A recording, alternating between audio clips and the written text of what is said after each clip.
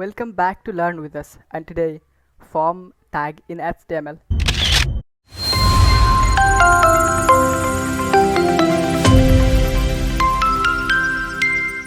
हजुर आज चाहिँ हामी HTML मा फर्म ट्यागको बारेमा हेर्छौँ है। पहिला सुरु फर्म भनेको के त भन्दाखेरि फर्म भनेको चाहिँ जस्तै ब्याङ्कमा है, ब्याङ्कमा चाहिँ केही पैसा डिपोजिट गर्न पर्यो भने त्यहाँबाट फर्म भर्नुपर्छ नि।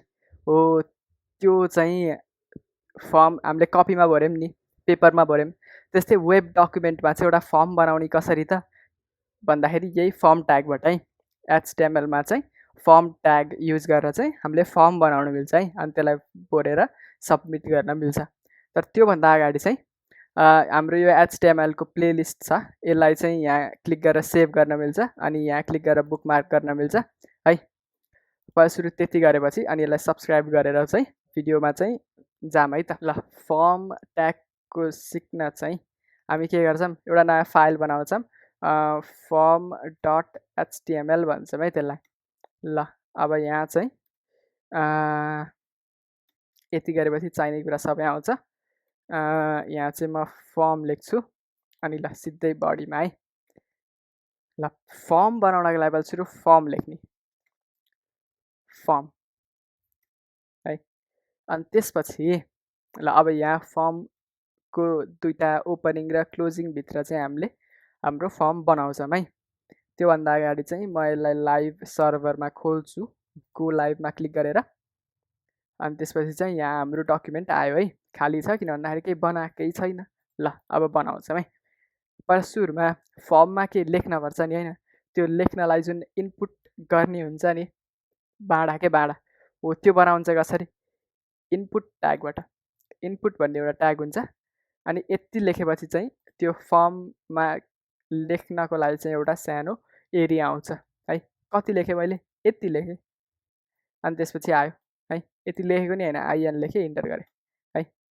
ल सजिलो छ के है। भिएस कोडमा चाहिँ त्यही भएर कोड गर्न चाहिँ सजिलो हुन्छ, नोटप्याडमा गर्नभन्दा यसमा गर्न सजिलो। ल यहाँ आयो नि, अनि हामीले भर्न मिल्छ यसरी है। ल तर कस्तो के खाली खाली जस्तो लाग्यो है, यति एउटा भाँडा छ अनि त्यहाँ।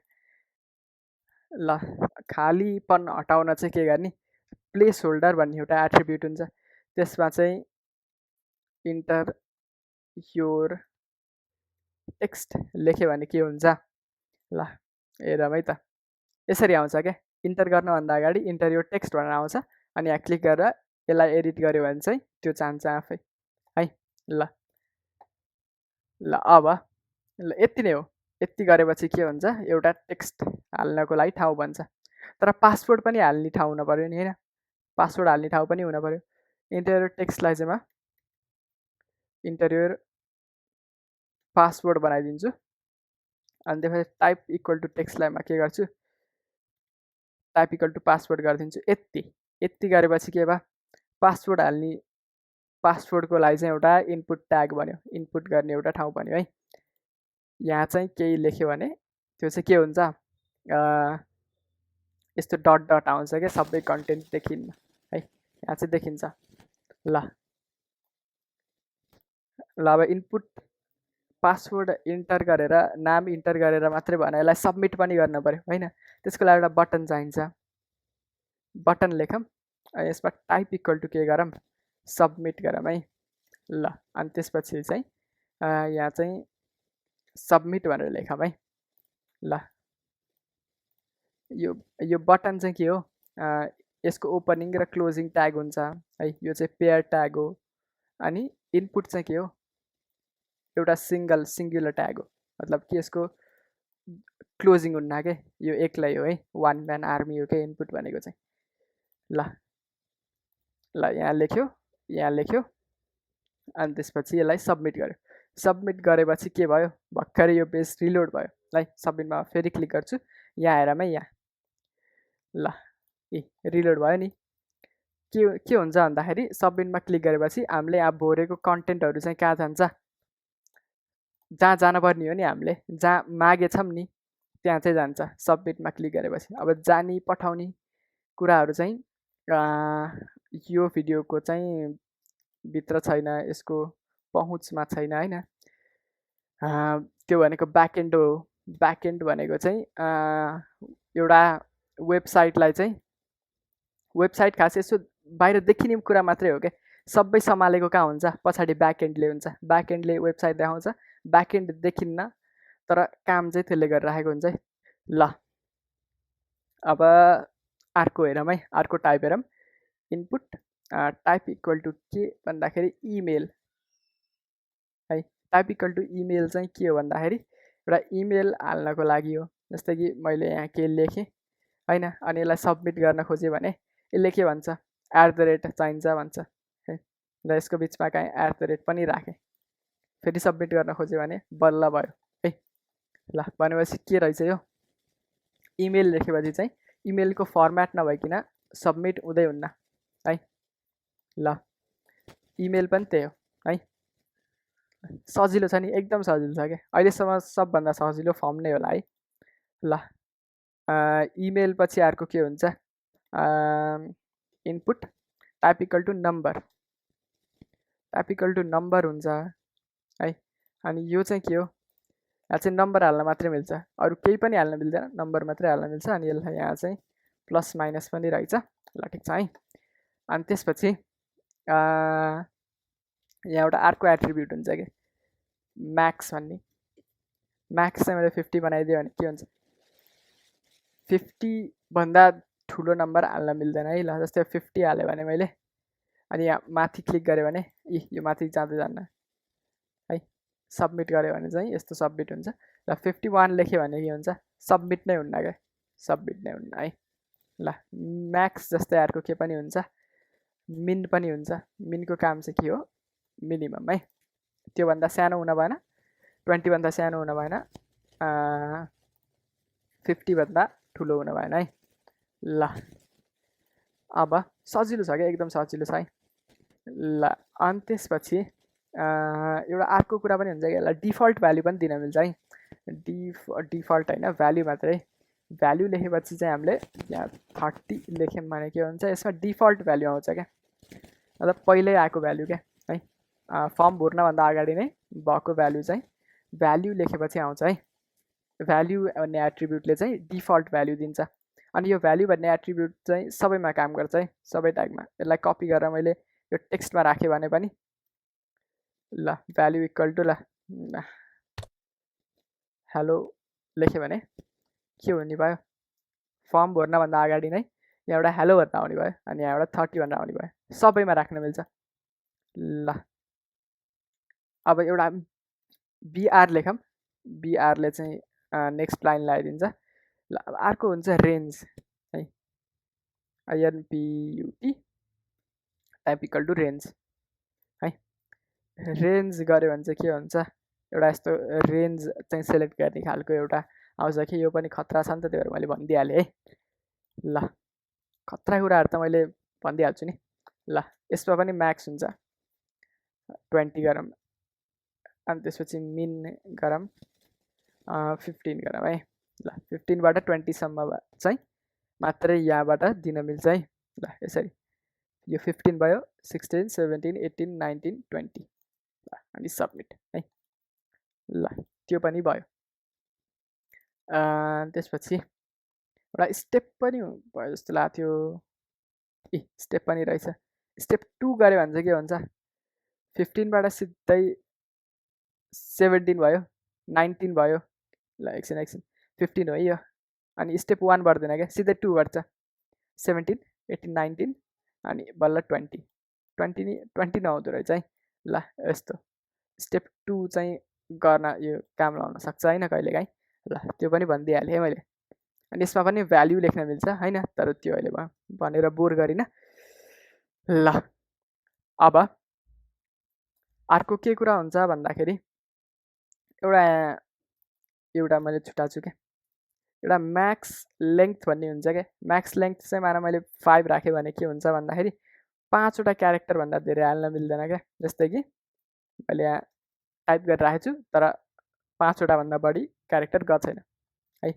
भनेपछि ल त्यो चाहिँ के हो, म्याक्स लेन्थको काम हो है। ल अब चाहिँ नयाँ कुरा के छ भन्दाखेरि रेडियो भन्ने छ क्या है। पछाडि बिआर गरौँ होइन। अनि त्यसपछि input type equal to radio है। ल हाई लेखौँ है यहाँ। अनि हेरौँ के हुँदो रहेछ। ल यो खालको जुन बटन जस्तो छ नि यसलाई रेडियो बटन भन्छ है। ल पछि अब यसको मेन काम चाहिँ के हो भन्दाखेरि यसलाई रेप्लिकेट गरौँ। मैले यो लाइनलाई तल कपी गरेको चाहिँ कसरी हो भन्दाखेरि किबोर्डमा अल्ट सिफ्ट अनि डाउन एरो क्लिक गरेपछि के हुन्छ, क्लिक होइन क्या, down arrow shift alt down arrow press गरेपछि चाहिँ यो तल कपी हुन्छ क्या आफै है। यो चाहिँ दामी कुरा भयो।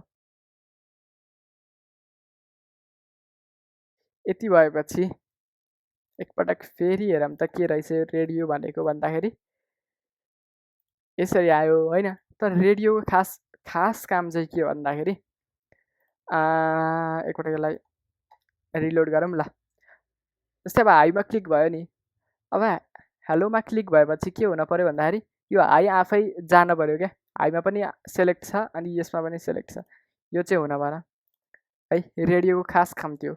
यसको खास काम गराउने चाहिँ कसरी हो भन्दाखेरि एउटा अर्को के भनौँ एट्रिब्युट हुन्छ होइन। के भन्दाखेरि त्यसको नाम नेम है। नेम इक्वल टु ग्रिटिङ्स भनेर लेख्यो भने के हुन्छ, यहाँ चाहिँ जे पनि दिन मिल्छ है, जे पनि दिन मिल्छ। ग्रिटिङ्स भनेर दिएँ।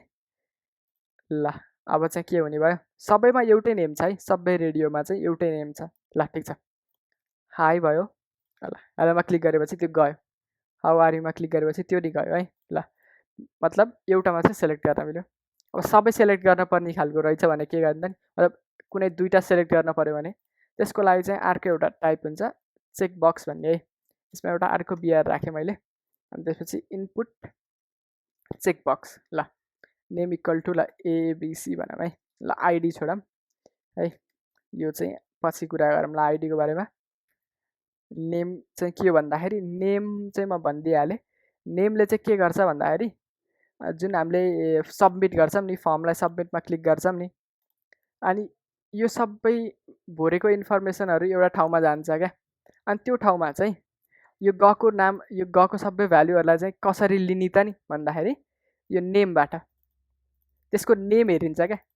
जस्तै ग्रिटिङ्स भन्ने जुन थियो त्यसको भ्यालु चाहिँ के रहेछ भनेर हेर्ने है। यहाँ पनि नेम हुनपर्छ। जस्तै कि नेम इक्वल टु रेन्ज भनौँ है।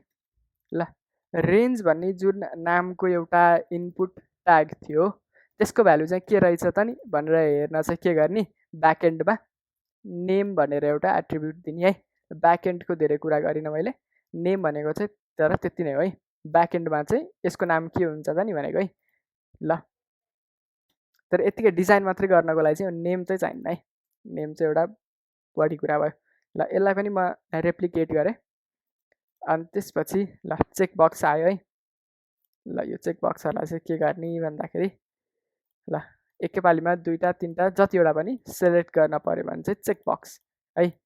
अनि यो सबैमा चाहिँ के हुन्छ, नेम एउटै हुन्छ। ल नेम एउटै भए पनि ल अब एबिसी भन्ने नामको चाहिँ चेकबक्सहरू थिए। ल त्यसको भ्यालु के हो त भनेर भन्यो भने चाहिँ ब्याकएन्डमा के आउँछ, जुन जुनमा टिक्ला छ नि यो सबमिट गर्नभन्दा अगाडि जुन जुनमा चेक गरेछ नि त्यो भ्यालु चाहिँ ब्याकएन्डमा जान्छ एउटा एरे बनेर है। एउटा लिस्ट बनेर जान्छ क्या ब्याकएन्डमा यो एबिसी नामको कुराहरू चाहिँ। अब अर्को चाहिँ के छ भन्दाखेरि चेकबक्स पनि भयो, एउटा बटन हुन्छ क्या रिसेट भन्ने है। यसमा म रिसेट नै लेखिदिन्छु है। फेरि एकपटक भने बटन चाहिँ के हो, पेयर ट्याग हो। मतलब यसको ओपनिङ र क्लोजिङ हुन्छ है। यहाँ ओपनिङ भयो, यहाँ क्लोजिङ भयो, अनि यसको बिचमा चाहिँ त्यो बटनको भित्र के आउँछ भन्ने हुन्छ। तर इनपुट चाहिँ के हो, सिङ्गुलर ट्याग है। मतलब यसको चाहिँ क्लोजिङ हुन्न। ल रिसेट भनेर एउटा बटन आयो है। मैले मानव फर्म भरेँ यस्तरी यस्तरी यस्तरी होइन, यहाँ यसको नम्बर चेन्ज गरेँ, यहाँ यस्तो गरेँ होइन। ल यहाँ होइन। अब रिसेटमा क्लिक गरेर के हुन्छ, रिसेट हुन्छ होइन। यति सजिलो छ क्या फर्म चाहिँ। ल अब अर्को चाहिँ के छ भन्दाखेरि अब यहाँ यति नै हो क्या खास कुरा चाहिँ होइन। अब यहाँ हेर्न मिल्छ इनपुट लेख्यो टाइप इक्वल टु गर्यो अनि त्यसपछि चाहिँ यस्तो गरौँ ल। यहाँ जति छ क्या यहाँ भएको भनेको यति नै हो होइन। आफैले यसलाई एक्सप्लोर गर्न मिल्छ। त्यो बटनले के गर्छ, चेकबक्सले के गर्छ, कलरले के गर्छ, डेट टाइम ल कलर ल हेरिदिइहालौँ है कलर भनेर हेरौँ ल। ल त्यसो भए अब के गर्ने भन्दाखेरि यहाँ क्लिक गर्ने अनि यसले चाहिँ एउटा कलर सेलेक्ट गर्न दिन्छ क्या। खतरा कुरा होइन। यसरी ट्यागको एउटा कलर चाहिँ सेलेक्ट गर्न मिल्यो अथवा यहाँबाट एउटा कलर चाहिँ पिक गर्न मिल्यो। जस्तै कि अब ल यहाँ एउटा की जस्तो सिम्बल रहेछ यसको कलर के हो त भन्दाखेरि यसरी सेलेक्ट गर्यो ल। यहाँ आयो कलर यस्तो है। अनि यसलाई चाहिँ सबमिट गरेपछि यो कलरको कोड चाहिँ ब्याकएन्डमा जान्छ। ल अब एउटा अर्को पनि भनिदिइहाल्छु होइन। इनपुट फाइल के है फाइल नेम आइडी छोडिदिएँ मैले लाई है। ल यहाँ क्लिक गरेपछि चाहिँ के हुन्छ एउटा फाइल इनपुट गर्न दिन्छ क्या है। यस्तो गर्ने अनि ल यहाँबाट चाहिँ आफूसँग भएको चाहिँ आफ्नो कम्प्युटरमा भएको फाइलहरू चाहिँ चुज गर्न मिल्छ है। ल एउटा चुज पनि गरिदिइहालौँ न त होइन। ल जस्तै अब यो रकेट जेएस रहेछ यसलाई चाहिँ ल यो चाहिँ चुज भयो। ल अब सबमिट गरेपछि चाहिँ यो जान्छ है। ल अब चाहिँ एउटा प्रपर्टीको बारेमा भन्छु अनि त्यति हो है त। रिक्वायर्ड भन्ने एउटा प्रपर्टी हुन्छ क्या खतरा खालको है। ल ल नेममा र के अरे टेक्स्ट र पासवर्डमा चाहिँ म रिक्वायर्ड भनेर हाल्छु है। यसको नाम चाहिँ रिक्वायर्ड मात्रै लेख्ने, रिक्वायर्ड इक्वल टु केही लेख्न पर्दैन है। रिक्वायर्ड मात्रै लेख्ने। यति लेखेपछि चाहिँ इनपुट ट्यागभित्र के हुन्छ एकपल्ट यसलाई रिलोड गरौँ ल। ल यसलाई काटौँ है। ल एकपल्ट सबमिट गरौँ त है। यसलाई चाहिँ भोर्न लाग्यो क्या यो फर्स्टकोमा हामीले रिक्वायर्ड लेखेको थियौँ नि। ल यसलाई भोरौँ ल। अब सबमिट गरौँ ल। हामीले सेकेन्डकोमा नि रिक्वायर्ड लेखेको थियौँ नि त्यही भएर चाहिँ यसमा पनि भोर्न लाग्यो किन भन्दाखेरि यो रिक्वायर्ड हो क्या। ल यसमा पनि भर्यौँ ल। अब सबमिट गर्दा चाहिँ सबमिट हुन्छ है। यो दुइटामा नभरिकन सबमिट नै हुन्न क्या। रिक्वायर्ड मतलब त्यो है। यो चाहिँ यसको भ्यालु चाहिँ रिक्वायर्ड हो भनेको। ल अब यति नै हो फर्म चाहिँ यति नै हो। अनि हाम्रो प्लेलिस्टलाई चाहिँ एक्सेस गर्न चाहिँ नबिर्सिनु होला अनि हाम्रो च्यानललाई चाहिँ सब्सक्राइब पनि गरिदिनु होला। यो भिडियोमा चाहिँ यति नै हो र यति नै भनेर चाहिँ म बाई भन्छु है त।